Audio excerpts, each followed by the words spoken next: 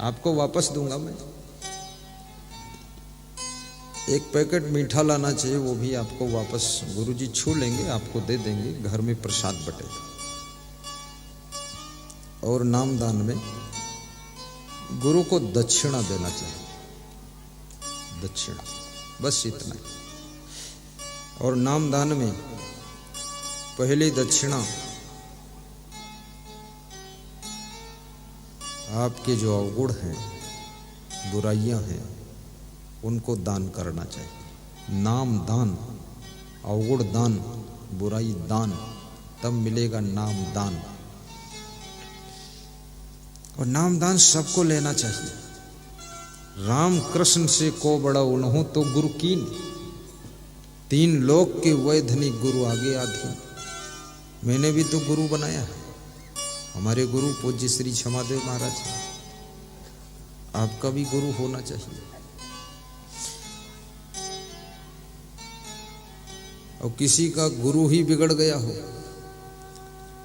तो दूसरा गुरु बना लेना, झंझट में मत पड़ना, गाली गलौज मत देना उस गुरु को, दूसरा गुरु बना लो।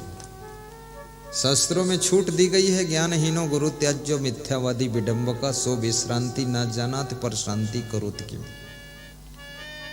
गुरु दूसरा बना लो। दत्तात्रेय ने 24 गुरु बनाए थे। भगवान राम के गुरु वशिष्ठ थे और सदगुरु विश्वामित्र थे। और ज्ञान, जिसके ज्ञान से जिंदगी पलट जाए, आपकी जिंदगी की बुराइयां निकलकर बाहर होने लग जाए, मन में शांति आने लग जाए, उस गुरु का प्रवचन सुन करके सुख शांति आनंद को प्राप्त करते रहना।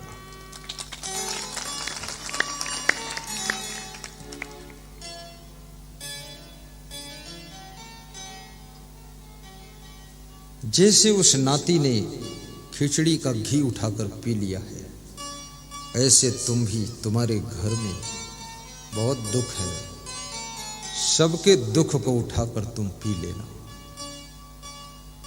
जैसे शिव जी ने जहर पी लिया था, जिन्होंने अमृत पिया वो सब देव बने, पर जिन्होंने जहर पिया वो महादेव बने। मैं आपसे कहूंगा, घर में जो सुख है वो तो सभी ले लेते हैं, लेकिन घर का दुख और कष्ट वो तुम अपने ऊपर ले लेना, तो तुम देवों के देव महादेव हो, बहुत महान हो। परिवार की शांति के लिए कष्ट सहना भी तप है। परिवार के संगठन को मजबूत करने के लिए तकलीफ को सहना भी तपस्या है। सत्संग समागम कराने के लिए कष्ट सहना, अपमान सहना भी तप है। आप सत्संग समागम करा रहे, कितनी मेहनत आपको पड़ी है।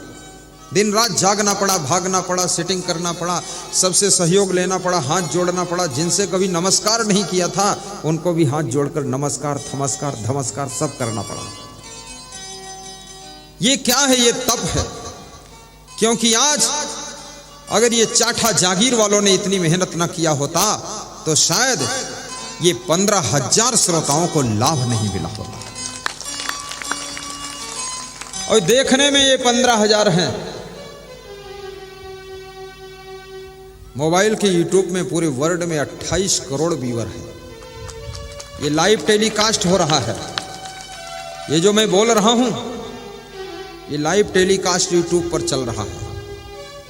जैसा का तैसा सबके मोबाइल में दिख रहा है। लाखों करोड़ों लोग देख रहे हैं इसको।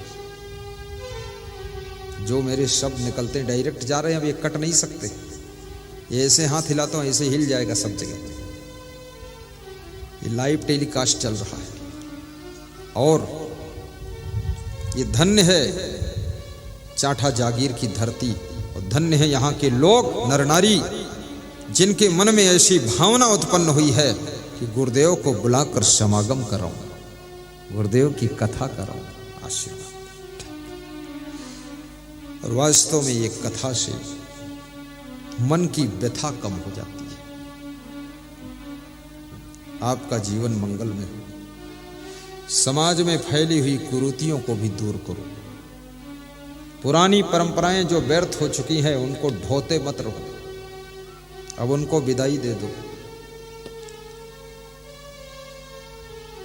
जैसे आपने बैलों से खेती करना लगभग बंद कर दिया कि नहीं, ट्रैक्टर से खेती कर रहे, ऐसे ही आपको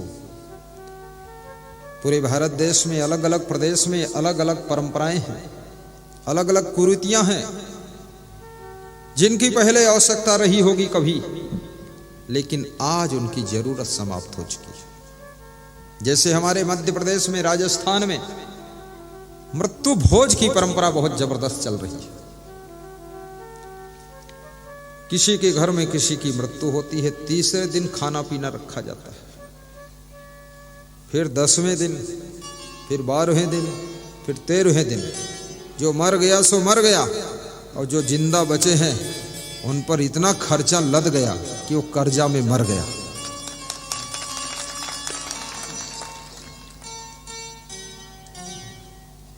केवल एक बार बस खाना खो जाए काफी है, वो भी जमीन बेच बेच करके मृत्यु भोज मत कीजिए, क्योंकि मर गए सो मर गए, बाचे बाचनहार। और मृत्यु भोज में जरूरी नहीं कि पकवान बने, साधारण भोजन हो जाए वो भी ठीक है। और खास खास रिश्तेदार आ जाए, बस मामा आ जाए, नाना आ जाए, बुआ जी और फुआ जी और बुआ फुआ फुई हुई सब आ जाए, जीजा जी, जीजी जी, दीदी जी, बस ये 10-50 लोग काफी। ऐसे मृत्यु के कार्यक्रम में तो भोजन करना नहीं चाहिए। हाँ, शादी विवाह में ठीक, और शादी शादी शादी उसका नाम ही है शादी। क्या नाम है? शादी। शादी मतलब सब सादा काम होना था। शादी में, शादियों में लोग बिक जाते हैं, अनर्गल खर्चा होता है, कर्जे में डूब गए, अभिमान में दिखाते हैं कि अरे उनसे ज्यादा टॉप का मेरा हुआ। ये क्या दिखाना है? शादी में ज्यादा से ज्यादा 101 लोग पहुंचो, बस हो गया शादी। और शादी में भी ये भी ध्यान रखो, कभी किसी लड़के के साथ में भाग कर शादी मत करो, कभी किसी लड़की को भी भगा कर मत ले जाओ। जरूरत नहीं, तुम्हारे माता पिता को बहुत दुख होगा, अपमान होगा। और माता पिता ने तुमको पाल पोस कर, शिक्षा देकर, संस्कार देकर, गोद में खिला करके क्या इसीलिए बड़ा किया था कि जवान होने पर उनका सम्मान भी डुबा दो तुम? ऐसा कभी मत करो। सामाजिक मर्यादा के अनुसार धूमधाम से, प्रेम से 100-200 लोगों के बीच में शादी कर लीजिए। और इतना जरूर मैं कहूंगा, शादी में सुख नहीं पाओगे। ये ललचाते हो अभी तुम बहुत ज्यादा, तुम समझते हो इसमें रसगुल्ला है, अरे इसमें गोबर गुल्ला निकलेगा। हाँ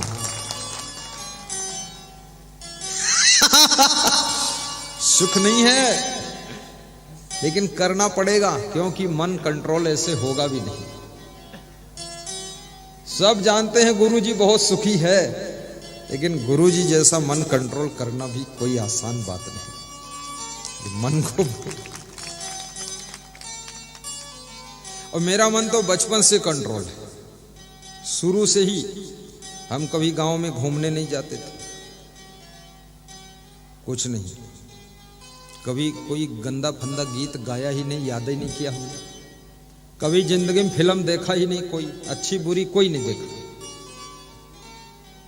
कोई नशा फसा किया ही नहीं, और किसी को दोस्त भी नहीं बनाया ना, कोई दोस्त नहीं, सब हमारे दोस्त, कोई दोस्त नहीं। और सबसे बड़ी विशेषता कि जब मैं पढ़ता था स्कूल में ना, डिग्री कॉलेज में, सामने से अगर लड़कियां आ रही हैं और मेरे को भी उधर जाना है, तो मैं साइड गली में जाकर खड़ा हो जाता था। वो निकल जाती थी, तब फिर आकर मैं इधर जाता था। कभी उनसे आंख लड़ाना, खीसे काढ़ना, ये कुछ करता ही नहीं था। जन्म मेरे साथी लोग कहते थे, सब जो पढ़ते थे साथ में, और टीचर भी कहते थे तुम पूरे महात्मा हो। तुमने कहा क्या अधूरे बनना चाहिए? बोले पेंट शर्ट में ऐसी रहनी आपकी। मैंने कहा मुझे संत बनना है, लेकिन थोड़ा शिक्षा प्राप्त कर लूं, और गुरु ढूंढ रहा हूं मैं। अरे गहरे नथु खैरे लफंगे, गुरु का चेला नहीं बनूंगा। अब कितने गुरु भी ऐसा है जो 2-3 सधुनी राखे हुए, उसके पास 2-3 सधुनी रहती है। मैं इसको गुरु नहीं बनाता। क्या फायदा उससे? उससे तो अच्छा फिर गृहस्थी करो तो ही ठीक। अब मेरे साथ कोई सधुनी वधुनी रहे, ये शोभा देता है? अरे बहुत खराब बात। मैं तो सधुनी वधुनी रखता नहीं,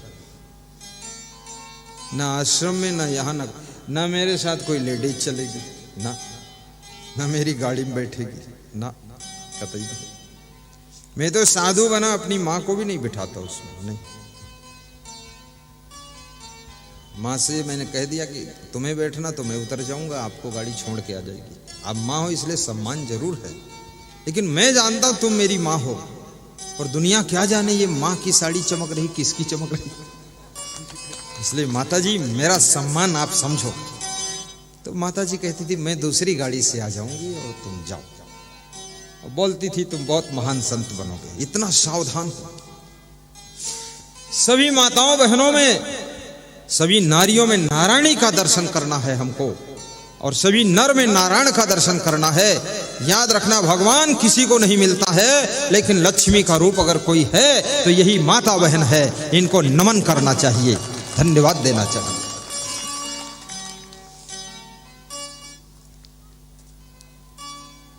तो ये मन रोकना बहुत बड़ी बात है। आप खैर गृहस्थ आश्रम में हैं, अच्छी बात है, लेकिन गृहस्थ आश्रम में भी नियम रखो। एक पत्नी व्रत, एक पति व्रत रखो। और गृहस्थ आश्रम में भी मन को इतना तो कंट्रोल करो कि जिसके साथ शादी किया उसको धोखा मत दो। कितने लोग, जैसे अपने देश में होता ना राष्ट्रपति और उपराष्ट्रपति, ऐसे भी कितने लोग हैं, पति और उपपति और गणपति। क्या लफड़ा बना रखा है, पत्नी और उपपत्नी, फिर न जाने कितनी पत्नी। ये सब मन को बंदर मत बनाओ। जिस किसी व्यक्ति की बेटी ने आपको पति के रूप में स्वीकारा है, उसको पूरा प्रेम दीजिए, उसको रोना ना पड़े।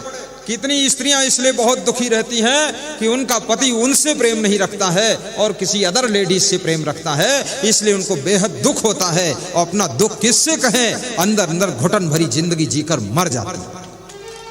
ऐसा कभी मत करें। और ये विषय भोगों में सुख भी नहीं है, ये भी समझ लेना। आपन तेज सम्हारो वापे, तीनों लोक हाँकते कापे। अभी जैसे हम हैं ना, तो हम लोग तो ब्रह्मचारी हैं। मेरी उम्र 54 साल हुई है, 55 चल रहा है, और वास्तविक 58 साल का हूं, और वो लिखा छोटा कम है। लेकिन ये उम्र कितनी ही हो, पर आपन तेज सम्हारो आपे, तीनों लोक हाँकते कापे। आपके शरीर के अंदर जो वीर है, रज है, वो शरीर का राजा है। अगर राजा ठीक से है तो समझ लेना आपका शरीर बुढ़ापे में भी दमकता रहेगा, चमकता रहेगा। तेजस्वी बनो, ओजस्वी बनो, यशस्वी बनो, तपस्वी बनो।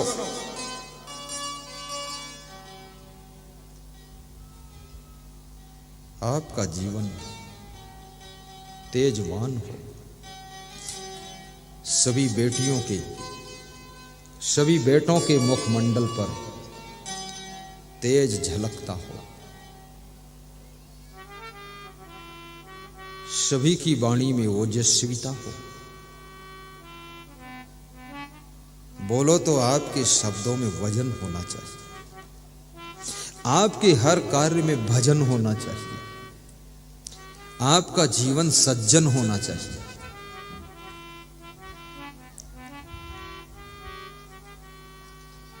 अपने से बड़ों को पैर छूकर प्रणाम भी करो, पैर छूकर मस्तक में लगाओ या मस्तक उनके पैरों में लगा दो। पैर छूकर पेट में मत लगाओ। आजकल के नवयुवक पैर छूते हैं तो घुटना छूते हैं और घुटना छूकर पेट में अपने लगा लेते हैं। तुम्हारे घुटना छूकर पेट में लगाते हैं। पैर छूना है, घुटना नहीं, तो घुटना का कोई डॉक्टर है क्या घुटना पकड़ रहा? पैर छुओ, पैर। अब घुटना इसलिए छू रहे हैं कि हे पिताजी तुम्हारे घुटने मजबूत रहें ताकि मेरा पेट भरते रहो। उनके घुटने छू रहे हैं। अपनी बहन का भी सम्मान करना।